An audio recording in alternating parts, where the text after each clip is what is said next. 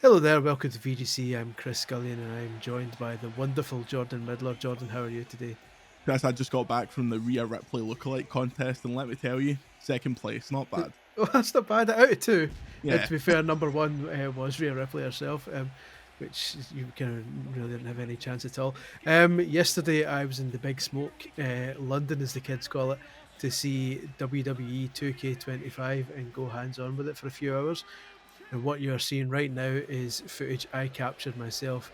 As we watch it, it is very roughly edited. I'm about to put some transitions in, which I realise I haven't done yet.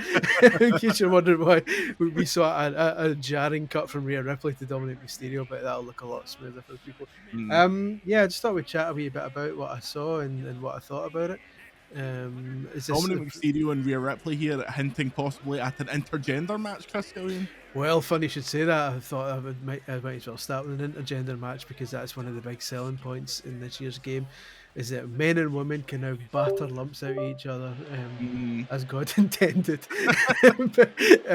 So yeah, I'm looking forward to the controversy, the faux outrage from people when this happens. But I can't believe this has happened. This was the first genuinely shocking thing they've put in one of these games for me in about 25 years, because obviously in previous years you couldn't do this, but certain members of the community creations team would rip the female models out of the game and re-upload them as male characters in order to do this. So yeah.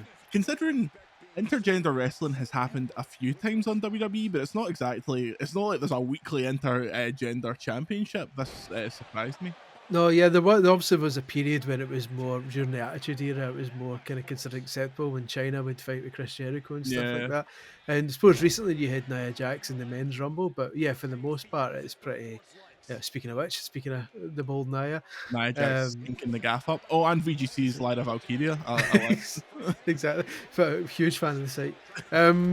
Yes, this is one of the showcase matches. This is the Bloodline kind of showcase, where it's interesting. They've changed the showcase this time. So the last few years have had that slingshot tech where they switch between in-game and live action. They've taken that out now, and I think it's for the better.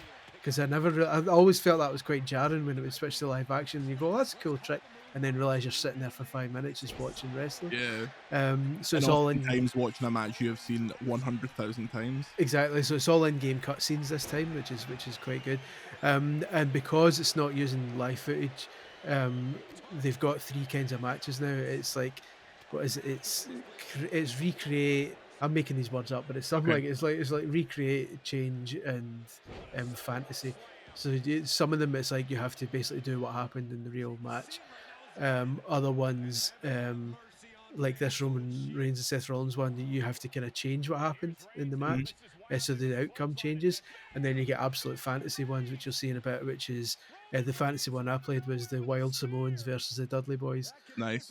And they're all introduced by Paul Heyman, who does like outrageously good promos, like A-tier promos, setting each one up. But yeah, it's brilliant. It's one interesting thing now with the showcases as well is that you've got timed objectives now.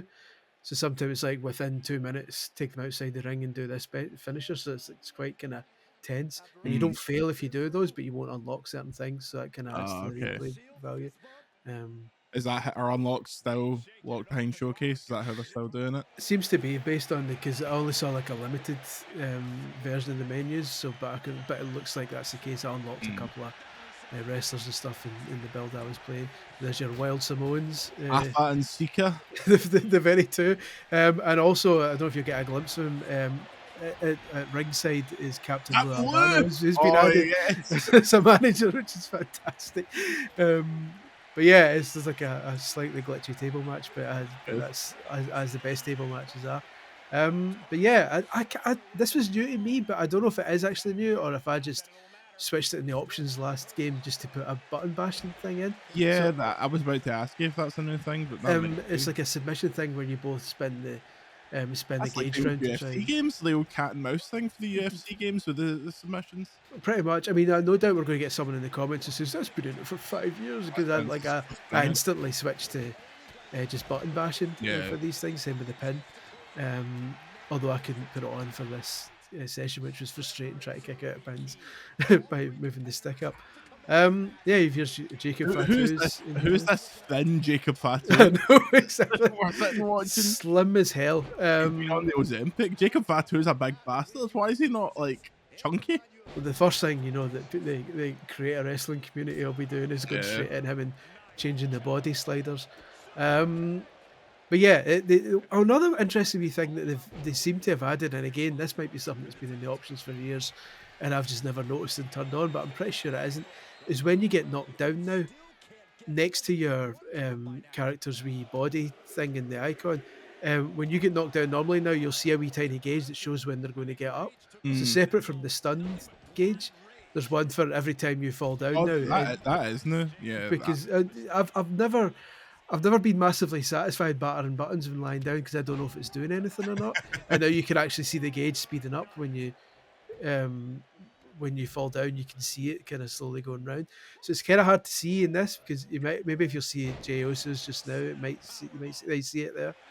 Oh, I briefly. think I think that's one of the issues with the professional wrestling as an art and an entertainment against making it as a sports game, because obviously in the performance of professional wrestling they get up when they need to do the next part, whereas in Yeah, this it has to be like, well, you've done this amount of damage, so you're not going to exactly. get up, kind of thing. Well, you can see it in Jacob Fatu's name just now. There's a wee red kind of circle Yeah. next to his name, and it's kind of a wee pie chart. That's and as soon as it ends, that's when it gets up.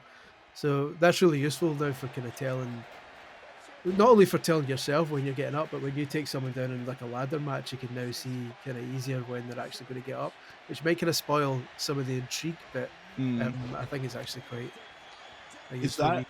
that incredibly annoying, like instant recovery thing still in it? That's still there, I'm afraid. Man, Um, you can honestly sell me a new entry just by taking that out. Like, do a finisher, then the other person goes whoop and just jumps back to their feet immediately. yeah, it's quite frustrating, but yeah, it is what it is. But we've got a little.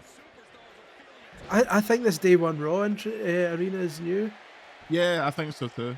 Um, Oh god, the little prime thing at the side, that's yeah, new. the Prime hydration station is now there, and you can. From what I didn't try it, I should have, but apparently you can throw people into it and like use the Prime bottle as a weapon Mm, and stuff. So much like the weapon who promotes it. I was gonna Um, say. but yeah, so it's I'm really happy with the actual gameplay itself isn't wildly different, but I suppose they've kind of after the debacle a few years back, they've obviously decided let's not rock the boat too much. People seem to be happy Yeah. with it I just mean, now. I saw a thing saying this is gonna have 300 people in it, so Apparently surely so. surely that can't be individual wrestlers. That's got to count like iterations of people, because that would be absolutely ridiculous if there was 300 different wrestlers in there. Maybe, but I need to count through. I'm sure 2K24's got over 200. Mm. So I mean, including 40 Pat McAfee podcast guests. yeah, yeah, that's true. Who the I'm hell's the not sure. DLC going to be then if they've got everyone in the? I mean, Penta probably, but That's the thing. apart from that, We did a kind of roundtable interview last week with them, and someone asked if Penta was going to be there, and they did the usual. Oh well, never say never. So you wonder if maybe, and this is pure guesswork on my part. There's no confirmation here. Maybe there'll be some TNA stuff. Maybe, but now that they've got oh, this new Joe Hendry, partnership, we've got a yeah, cheeky Joe Hendry at the end of the year. But you've got to imagine Penta's going to, because he's turned up roughly at the same time as Punk turned up yeah. last year. So you've got to imagine, and And Jade as Cargill the year mentioned before. on something else, they've known Penta's coming for ages, and he's using the same gear he used in AEW, so it's not as if they couldn't start a wee sketch of what he's going to look like. Exactly. There's boys in the community creations that will make you a Penta day one, so I don't really buy that they don't have the time to do it. No, exactly, and you know they're going to have a million different Penta outfits. He looks like he's worn like 5 outfits already, even That's though he's American, only fought baby. twice. Um, I but think yeah, if they were going to do, they could do like a Joe Hendry, Jordan Grace, and then Motor City Machine Guns as a wee TNA pack. I'd be well up for that. Oh, is this the Um, NXT parking This lot? is in the NXT parking lot now. They've basically taken the ambulance from the ambulance match and just dumped it in here, so you can still open the door and throw people into it and stuff like that, which is quite good. It's quite a large new area. I also got a brief glimpse of the archive, which I wasn't allowed to capture in the Ooh, WWE archives. It's fantastic, oh, but good. we We'll can't have really fun with show it that. yet. There'll be an extra video on that, kind of explaining what's in there. There's a lot of wee Easter eggs to see. But I wasn't allowed to take Mae footage of Young's that. hand. Exactly, just a big hand on it, like the Terminator's hand in T2, just in its own wee thing. But yeah, it's I'm really happy with this new kind of area. It's pretty large. There's lots of stuff to see, and Get the sense you could go in because obviously it's outside the performance center. Could you go in? potentially I couldn't like when Mm, from what I played of it, it wasn't like an option, but maybe you can. I just couldn't see it in the brief time. I only had like one or two games in it, and then here's your what's this camera angle? person camera. You can now play the game from third person camera if you want. So this is a Royal Rumble, and you basically your right stick becomes like a free cam. Ah, So to do the right stick moves, because obviously if you pick someone up from the ground, you need to use the right stick. You just hold the right trigger, and then that activates all the right stick moves. oh, okay. So it takes a match or two to get used to, but for a Royal Rumble, it's quite cool because you can turn, you can basically turn around to see the stage if you want to see someone coming, or if it's starting to get quite busy, you can turn the camera around to get a better view of your person. Um, so yeah, and obviously intergender matches make the Royal Rumbles A a wee fully bit more intergender Royal interesting. Rumble. That's Mhm. never So happened before. Only in WWE 2K25. everything is possible. My only hope, and I don't see this happening, is that you can now increase the number of Royal Rumble participants because Yeah. the demo thing, the build we played was only up to 10. Um, and in the full game, the maximum's still only 30. If you've got a roster of 300, I would love to be able Yeah, to it's bump that bizarre up. because not only, I mean, the 2012 Royal Rumble was 40 for one, and then they did like the Saudi Arabia Rumbles a couple of times that were 40. So at least I think we are well on our way for the Rumble, as we said in our Royal Rumble review, patreon.com/video games chronicle. I think the normal Rumbles are going to become 40 sooner rather than later. Yeah, I would think so too. Well, we're coming to the end of this footage. If you've enjoyed what you've seen, I'm going to be putting up a kind of more unedited versions of these in the coming days, because I've got about an hour and a half's worth of footage to be kind of sifting through. This is just the first kind of to meet the embargo for today. I thought I'd put a wee montage together, but there's a lot more to come. These matches will be put up in a more kind of fuller form over the coming days. So if you keep watching VGC, the old YouTube channel, do the liking and subscribing as I believe the kids do I believe these so. days. They love their liking and subscribing, and you'll get to see more of this footage. Jordan, any final words as we see the final boss? You True, that's a fair point and well made. But yeah, thank you guys for watching, and I will leave you with The Rock and his oddly fitting sunglasses as he walks towards the ring, looking like a big baldy banger. Goodbye.